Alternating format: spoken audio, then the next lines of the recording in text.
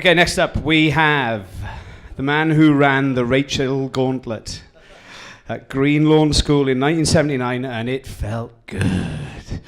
Okay, Joel specialises in web strategy.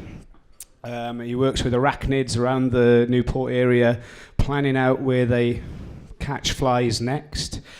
And tonight he's talking about the Apollo space program. There's only one way we can introduce this talk.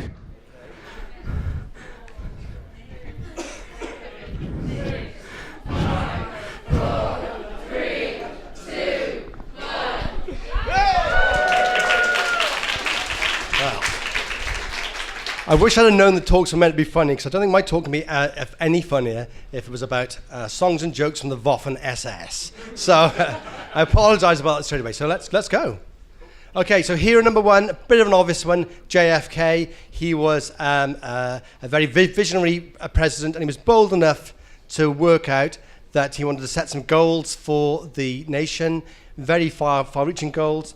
And he was able to go before Congress in 1961 and say, I believe this nation should commit itself to achieving the goal before this decade is out of landing a man on the moon and returning him safely to Earth. A pretty bold goal and a pretty clear one, if only politicians were always this clear. Now, it was very bold because at that time, NASA had only had about 15 minutes experience in space. This is Alan Shepard, hero number 2. It was a suborbital flight, so I say it landed only 15 minutes.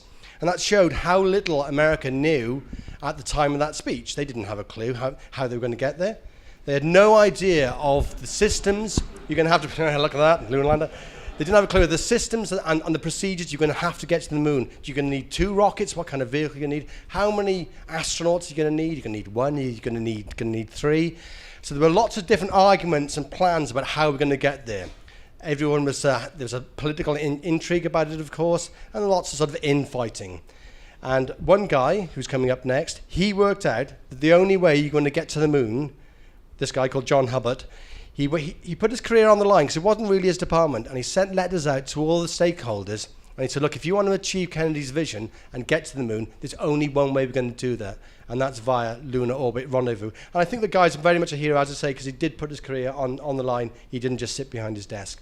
Now, lunar orbit rendezvous, to save you some of the gory details, this meant, I won't talk through the whole diagram, this meant that we were going to design a special spaceship which can only exist in space, the lunar lander, which the astronauts would have to get into going orbit around the moon. They'd have to get into the lunar lander, and they'd have to land on it.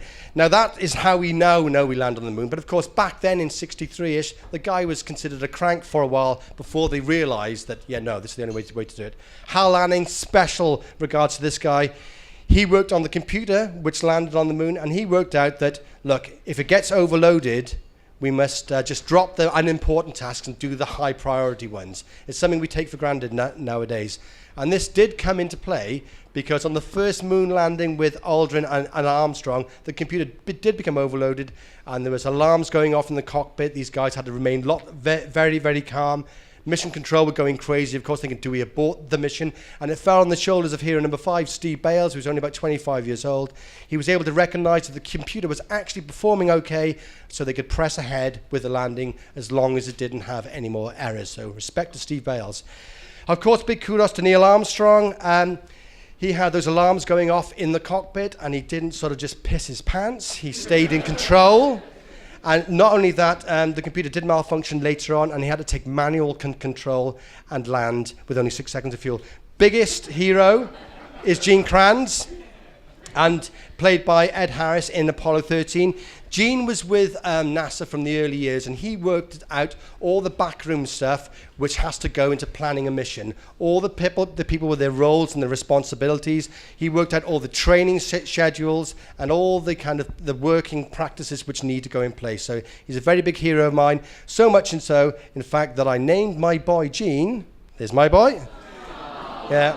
My boy Gene is named after Gene Kranz, and I have actually got a signed letter from Gene Kranz, which I couldn't find because we've just moved house. So, yeah, both those genes have got a special place in my heart.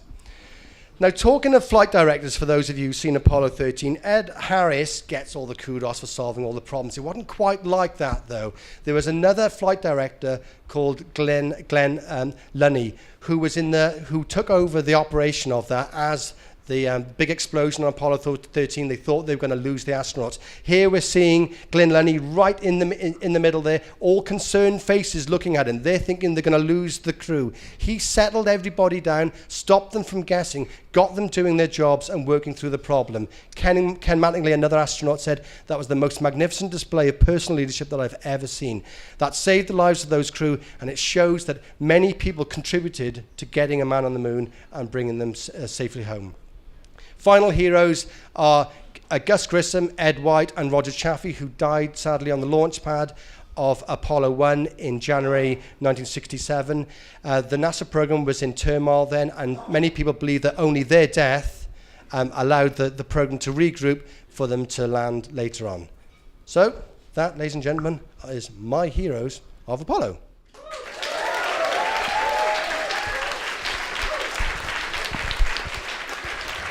I'm loving that. Thank you so much, Joel. That's exactly the kind of thing we're looking for.